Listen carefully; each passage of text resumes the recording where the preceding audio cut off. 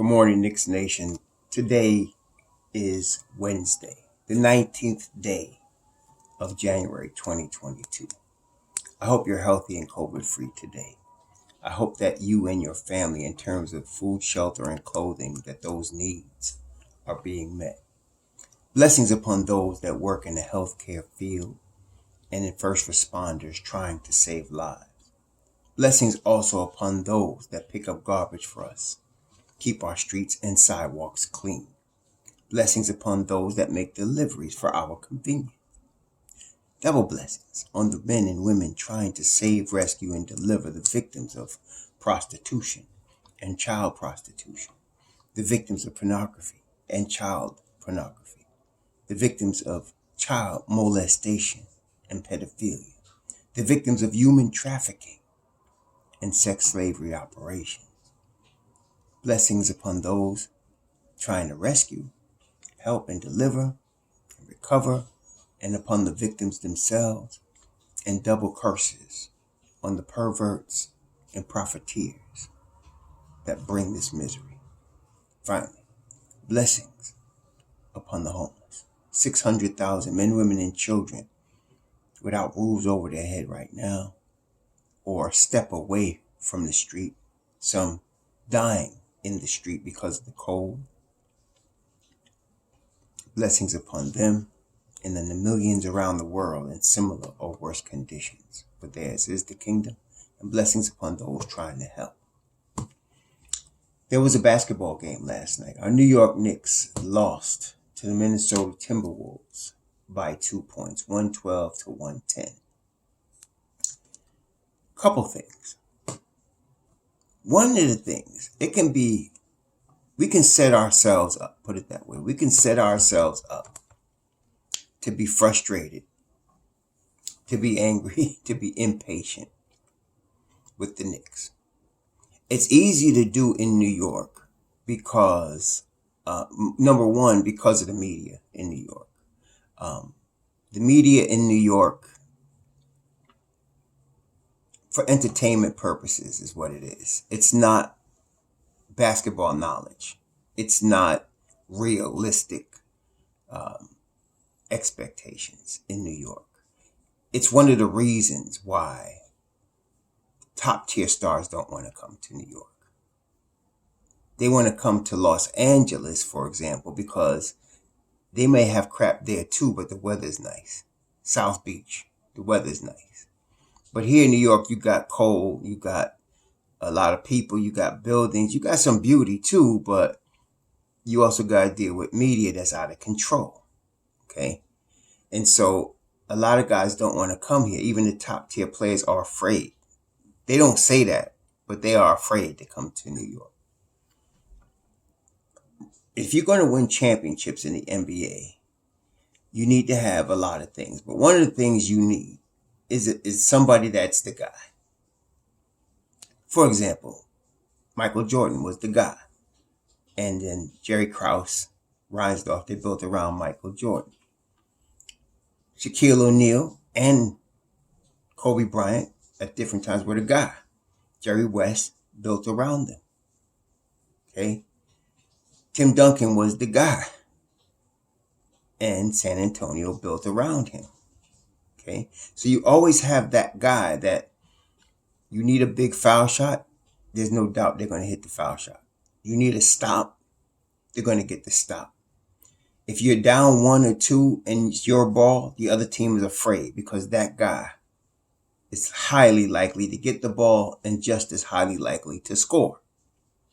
The Knicks do not have that guy.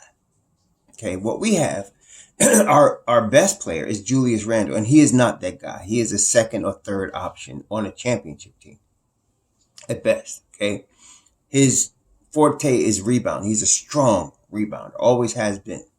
He's improved in other areas, but he's not the guy.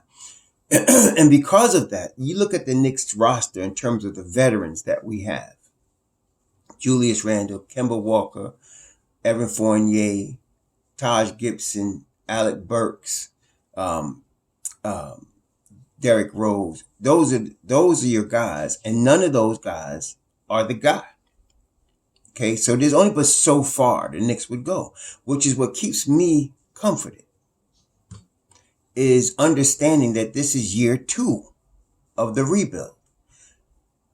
As you remember, when Leon Rose did his first draft with Scott Perry, and they put their management team together with Walt Perrin, and they put their coaching staff together with Tom Thibodeau, Johnny Bryan, Kenny Payne, we had Mike Woodson. We knew that this was going to take some time. And as a matter of fact, if you really think about it, where the Knicks are right now is what we expected last year. But we got spoiled last year. Various reasons, but we ended up way higher than we expected to be, which set expectations this year higher. For myself, I can only speak for myself. The reason my expectations were higher, I did not expect Julius Randle to have the year that he had. And sometimes players have that year when they're going to that next level. And sometimes they had that year because it's just a career year. And from what we're seeing from Mr. Randle, it was a career year. It wasn't, and I assumed he was going to go to that next level. Being in New York, one of the disadvantages for the NBA player in New York and any athlete that's playing in New York is you get microanalyzed. Everybody looks at everything about you in your game and overanalyzes it. And you definitely get a picture of what the person is, and some people still have unreasonable expectations of players. And what we've seen, this is our 3rd year seeing Julius Randle. Again, he's a strong rebounder. He's improved on the defensive end. He's improved, in his 3-point shooting. He's now at the stage where he's learning not to dribble into double teams, and he's passing the ball more, and trying to get his teammates involved. He is good enough so that teams game plan for him and respect him, when he has the basketball. But he's not that guy.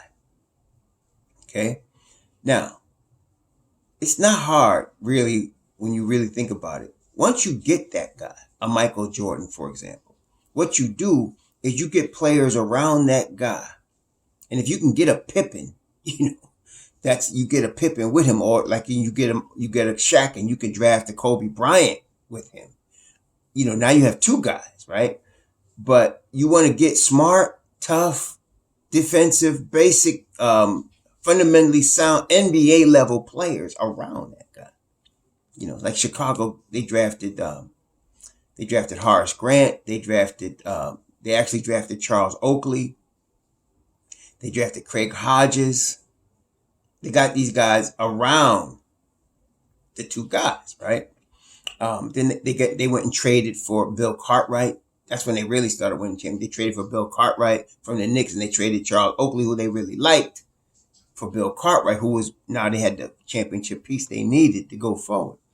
And that's how you do it. You build around the guy, right? But you just get good basketball players. So we have the complementary pieces. We have, even on the youth, we have Grimes and Quickly and Deuce and Burks and D Rose and Obi Toppin. We got the complementary pieces, Mitchell Robinson, around the guy. We just don't have the guy. Okay? We don't have 1 or 2 guys. RJ Barrett is 21, and I still tell you he's going to be an all-star, but an all-star doesn't mean you're the guy. You understand? RJ is going to have, like I said, I don't worry about RJ because he's going to have ups and downs. This game, he had 7 turnovers. He was terrible last night. In the game before that, he had 6 turnovers. He was better on the boards, but last night he was bad. He did not play good against Anthony Edwards, and Anthony Edwards has the talent to be the guy. Okay? Him and Cat. Okay, there's your Batman and Robin right there. Right? So, what do those 2 players have in common? They were drafted by Minnesota and developed. Now, with the Knicks, they hired a coach in Tom Thibodeau that has 0 patience for rebuild. He has 0 patience for that. He does not want rebuild. Okay? He wants win now. And you can't, there's coaches like that. Phil Jackson didn't go through any rebuilds. They brought him to the Knicks to do it, and they did it. He did it reluctantly because nobody's going to turn down $60 million. And he wasn't even the coach; he was the GM, and he was president of basketball, but didn't know what he was doing. Okay, so he, as a coach, he wasn't going to go for no rebuild. He went from Michael Jordan and Scottie Pippen to Shaq and Kobe. That's what Phil Jackson did. Okay, and then he had first Jerry Krause and Reinsdorf building, smart executives building the team with Jordan. Then he got Jerry West building the Lakers. So he wasn't walking into no rebuild situation, and he wasn't going to. Okay, so Tibbs is like that. He wants the guy, and he wants somebody building a team around the guy. So he picked the best one he got is Julius Randle. So he went with that as the guy, and he's building everything around him. Problem is, Julius Randle is not the guy.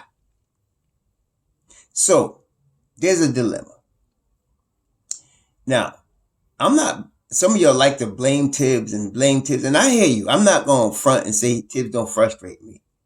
But I also have to understand who Tibbs is and how his mindset is. And it's just what I just explained to you. So now it's on Leon Rose. So either Leon Rose has to find the guy, which is nearly impossible. I'll tell you what, it's nearly impossible. Or B, he has to get rid of all of these players that Phil Jackson, that Tom Thibodeau would depend on as the guy, and leave him with what you want him to work with, which would be some of these young guys that we got. Because the guy is usually developed. In this day and age, okay, you're either going to develop the guy, which is the usual way, or he's going to come to you via trade or free agency. Now, all teams, no team is going to just let that guy go. So, like, for example, wherever Kevin Durant is, that team wants to keep Kevin Durant. Wherever Stephen Curry is, he ain't going nowhere. Jason Tatum, he's another one. He ain't going nowhere. They're not going to lose him unless he decides he wants to leave. Like KD, drafted by Oklahoma City. They went to the finals with him and Westbrook. He decided to leave in free agency. He decided to leave Golden State and come to Brooklyn with Kyrie Irving. See, that's where you get them. You don't get them because you're just great and they just decide, I want to come. No, you never know. It's really, you don't know what's in these guys' heads. Why did Kevin Durant leave Oklahoma City? They might, with him, Westbrook and Harden, they might have won a championship or two. But he left. Harden left. 3 MVPs they drafted. Okay, so the guy is hard to get. You got to develop him. And the thing is, the difference between Michael Jordan's era and this era is that now, because of guys like Michael Jordan, basketball is global, right? And so there's so much talent, and everybody's working really hard to make those 300 spots out of the NBA. And you might get the guy at number 1, like a Cat or an Anthony Edwards. You might get the guy at 15 or middle of the first round, like a Kawhi Leonard or Antetokounmpo. You might get the guy at the end of the first round, like Jimmy Butler. You might get the guy in the second round, like the Joker, MVP. You could get him anywhere. So this really puts the onus on the front office and the scouting to find that guy and develop him. Nobody knew Antetokounmpo was going to be a multiple-time MVP when he was drafted 15th overall at age 19 out of Greece, a skinny kid. Nobody knew that. But they developed him. Okay? Nobody heard of Tony Kukoc. Right? Reinsdorf went and found him with overseas as one of the best players in Europe at the time. Nobody hardly heard of him. But he became an integral part of their last 3 championships. Okay? So you need that. You need to find some talent and you need to develop it. Okay, so that's the Knicks now. We got the front office. We got an owner that's willing to let the front office do their thing. We got scouting. They finding talent. Okay, now we have to develop that talent. If you leave it up to Thibodeau, he'll be taking these second-rate players and trying to make champions out of them. It ain't going to work. But I believe the front office knows that. This is year 2 of the rebuild. So they're playing Tibbs' game for now. But you see, next year, for example, is Obi Toppin's 3rd year. Next year, for example, is R.J. Barrett's 4th season, right? Quickly be in his 3rd year next year. Now you got to make decisions. Tom got to make decisions. These guys are no longer rookies. It's time to play. Okay? I can understand him benching the Deuce. He has no patience for any rookie point guard, no matter how good he is. So I can understand that. Some of y'all make the mistake of thinking he coached Derrick Rose in his rookie year. He did not. Derrick Rose was in his 3rd year when Tom Thibodeau became coach of the Chicago Bulls. His 3rd season. Okay? Derrick Rose was under Doug Collins, I think. He was under Doug Collins his first 2 seasons in the NBA. And then came Tom Thibodeau. So Tibbs don't trust no rookie point guard. Period. He just don't. Okay. That's why they're looking hard at Jalen Brunson, because the decision is, okay, this guy don't coach rookie point guard. He wanted Deuce. We gave him Deuce. He's not playing Deuce until next year or the year after. So they're figuring, okay, we give him this guy that's a veteran and put him in there, and we got a real point guard. But again, like last night, Kemba Walker was fabulous last night. I ain't gonna front. I mean, he was fabulous last night. He played 30 minutes, scored 19 points. He was +7, 4 assists. He played a hell of a game last night, Kemba Walker. Okay, smart basketball on both sides of the ball. I was just, man, I couldn't help but think, man, if we'd have had this guy, if it was Kemba Walker 5 years ago, man. But, now we get Kemba Walker at the end of his career. He can't do nothing but play. He's going to play games like this for a couple of games, then he got to sit for 3 games because of his knee. He was fabulous, man. Fournier was fabulous. 27 points. Fournier was good last night. But again, neither of them at this stage are the guy. Okay, they're complementary pieces. So you could only go but so far. Actually, Mitchell Robinson could be the guy. You're going to think that's great, but no, he could be. He just needs to work on his offensive game. He has not had the opportunity to do that. As a 5 spot in the NBA, an athletic 5, first thing he has to do is learn how to stay on the floor and not get in foul trouble, right? That's the first thing he's got to do. He's got to learn how to call out defenses. That takes a couple of seasons. Okay? This is his 4th season. His 3rd season, you start to see him put it together. Last night, the refs took Mitch Robinson out the game. He wasn't making those. Some of those calls were just plain stupid. I don't know where they got those refs from. They were just dumb. Okay? They were just bad calls. Okay? And so that was, and Taj Gibson, a vet, fouls out too. The rest was stupid. Okay? So, Mitchell Robinson, though, this coming summer, it'll be the first summer that he could really focus on offensive game. He's got the defensive part down. He knows how to call the plays. He can anchor a defense. That's what you first want to do when you first come in the NBA as a center. Now he can work on his offensive game. And don't let Mitchell, you see the crossover he did the other night, and flushed it. That's just a little teaser. He could do stuff like that. And if you see him do stuff like that and let him get a mid-range jumper, which he has the talent to do, we might have something there. Okay. That's why I really like Mitchell Robinson. That whole weight gain thing wasn't good. I like him as the athletic speed guy, cover ground guy, length guy that he is right here.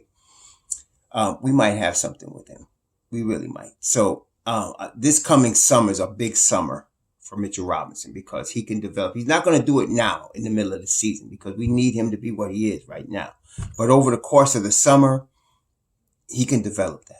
Okay, and especially with the staff we have, Kenny Payne, Johnny Bryant, and them, they could help him develop that. So I believe that's coming. He's a cornerstone going forward. That's why I don't want to trade him at age 23. No. But the veterans we have that are those ancillary pieces, we could trade them and try to get younger or try to get a guy, right? I think it's a tease to go get a Brunson, for example, with this team. Brunson right now plays with Luka Doncic. Luka is the guy. He is. Okay? He just needs those ancillary pieces around him. Okay? He's the guy. And right now, Dallas is 5th in the West with Luka. Okay, and he's only gonna get better. The only thing to stop Luka, I've always said, and I still say, is the fork and knife. That's the only thing to stop Luka.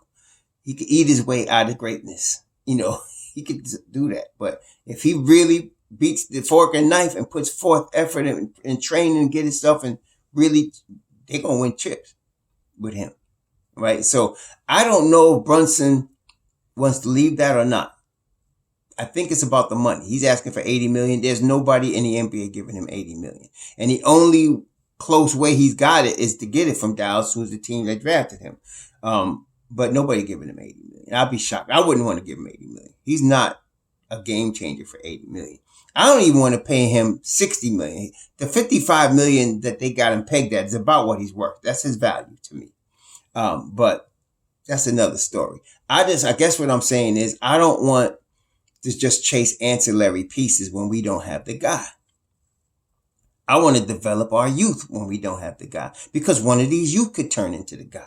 It could be R.J. Barrett. It could be Mitchell Robinson. It could be Grimes. It could be Toppin. It could be McBride. One of these guys could turn into the guy. We don't know. Okay. Everybody got potential.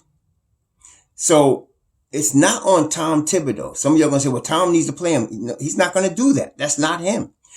It's on Leon Rose. He's got to put Tom in a position where he has no choice. Tom has a pecking order, right?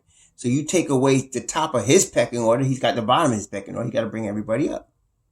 And he'll automatically do what he's doing now. He'll automatically fight, coach, yell, curse, and get the best out of him. That's what he's going to do. Okay? So at this point, the Knicks lose to Minnesota, right? They're going to lose games like this. And then there's going to be times when they win 3 in a row, because Tom's going to get out of his veterans what he's going to get. And then, like I said, even though he's playing all vets, he really does. He's playing Mitchell Robinson, R.J. Barrett still, and he's playing Quickly. He's giving them, like last night, Quickly only got 9 minutes last night. I just noticed that Quickly only got 9 minutes last night. I don't know what that was about. It's the first time I've seen him get low minutes like that. Grimes got 17. Burks got 17. Gibson got 25. Toppin only got 9 minutes. And then you got, we were talking about Toppin. I don't know what. Toppin should be getting more minutes. But then his starters, Julius gets 39. Fournier 37. I understand that. Barrett 37. 30 for Kemba and 20 for Mitch because of the foul trouble. I don't know what's going on with him and Quickly now, because Quickly always gets 15, 20, 25 minutes, but not last night. And he wasn't the turnover demon that R.J. Barrett was. R.J. Barrett had some horrible turnovers last night. Oh, my God. And then Julius had 3, which is his norm, but it was the 2 big 3 throws down the stretch. 2 things that showed us last night Julius Randle's not the guy. 2 things. First, he misses those 2 big 3 throws that should have tied the game. You got to hit that. You got to hit those. Okay, you're the guy. You got to hit those. Period. Okay, that's a fight. I'm not saying you need to hit the last second shot every time. Nobody does that. Even Michael Jordan didn't do that. Not every time. And even Larry Bird didn't do that. But free throws with less than a minute to go, and you need to tie the game, that should be automatic. Okay, he has missed too many of them. And then secondly, we needed to stop. Okay, now I looked at that play before it developed when they were taking the ball out, and I said, okay, they got 3 guys they're going to go to: Edwards, Cat, or D'Angelo. D'Angelo was pretty hot from 3-point range last night. I don't know what he ended up with, but there was a certain spot on the floor he wasn't missing. And D'Angelo Russell's a really good 3-point shooter. Anyways, 4 of 8 from 3 last night. So I was like, okay, we can't leave him open. That leaves Edwards. That leaves Cat. And you just got to lock them up. This is where defense comes in. So they throw it in. Cat's the guy. They give it to Cat at the foul line, right? Julius forces Cat to the left. And that sounds good, but it's not good. And I'll tell you why.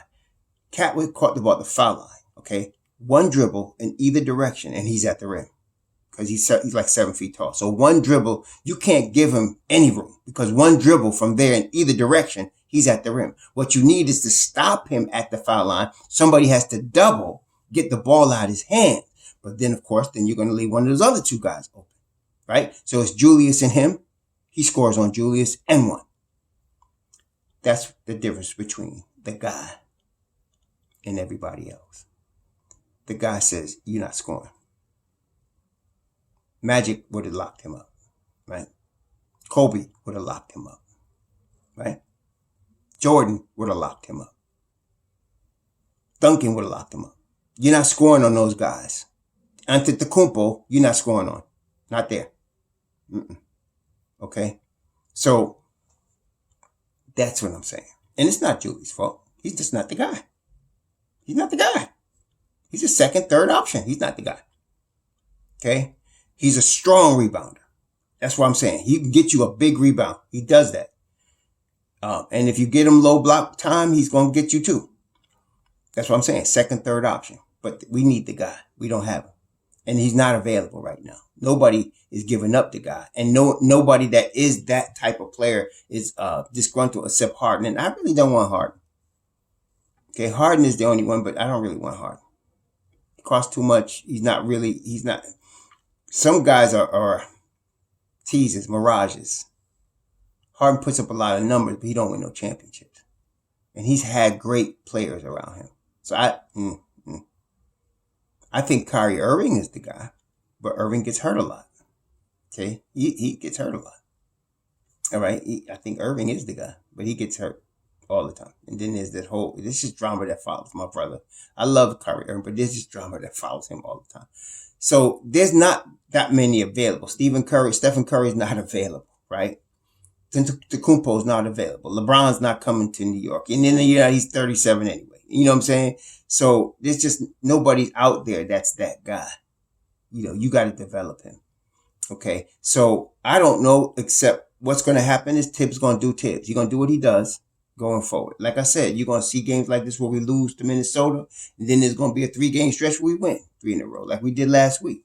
Okay. There's going to be stuff like that. Okay. He's going to get the most out of these second-rate veterans that he can. And he's not going to play a lot of rookies except for the ones he's got in his rotation, which is Robinson, Barrett, Quickly, now Grimes, and Toppin sometimes, depending on how he feels and who knows how that is. Last night, Toppin, I thought, was playing really good basketball. 9 minutes, though, is what it is, right? So, anyway, that's where we at. Knicks Nation. So I don't want y'all to get too frustrated looking at what you're looking at. This is year 2 of the rebuild. I don't know what Leon's going to do because he can only go in one of two directions. If the Knicks don't look like they're going to be in the top 8 or the top 7 in the East, or at least 6 or something like that, where you can avoid the play-in, or if they still 10th, 9th, or 10th on February 10th, and I don't know if they're going to be, you're going to see a lot of trades. The Knicks are going to start. Because we got the front office like that. You got to look. They're going to look hard at this, and they're going to say, okay, get rid of it. You're going to start forcing Tom to play these young guys. They're going to pull the plug on this thing. Okay. And so they're trying to help Tom by getting Jalen Brunson. And I know one thing I'm very confident in. Leon Rose is not going to overpay for Jalen Brunson. He's not going to do it. He's like taking his kid to the store, and his kid said, I want this expensive thing. And daddy says, no, we can't afford that. Tom is the kid. I want Jalen Brunson, pay him the $80 million, and Leon is going to say, no, I can't afford that. Get something else. Okay, that's what that's going on. But that we're under the clock. The chess game is still going on between Tibbs and Leon. They're working together. Rose is the power. Tibbs is the coach. Rose makes the decisions. Okay, so he's going to let Tom work with this recipe he got right here. If we get to the February 10th deadline and we still like this, losing to Minnesota, and which we might be, and in the 10th, 11th seed, you're going to see some moves. They're going to start making some moves at that point. Okay. And you're going to be forcing Tom to play some of these youth. If we are higher, we're in the 9th, 8th, 7th, 6th area, then he's going to try to get a Jalen Brunson. He's going to try to get somebody to satisfy Tom so he can push and lose in the first or second round. That's what's going to happen. And that's what we're going to do. But this is year 2 of the rebuild. Okay. Next year, you're going to have all of these guys back that are young in their 2nd and 3rd seasons, sometimes 4th seasons, and we'll see what happens there. But for now, Knicks Nation, This is what we got to deal with. This is what we got to deal with. So next is New Orleans. The good thing about New Orleans is Zion Williamson is not playing. The bad thing about New Orleans is Brandon Ingram is playing at a very high level right now. He really is. he's becoming the guy. Okay. Anyway, y'all have a good Wednesday, hump day. Be safe out there. Next game tomorrow night at the Garden, New Orleans Pelicans. Shalom.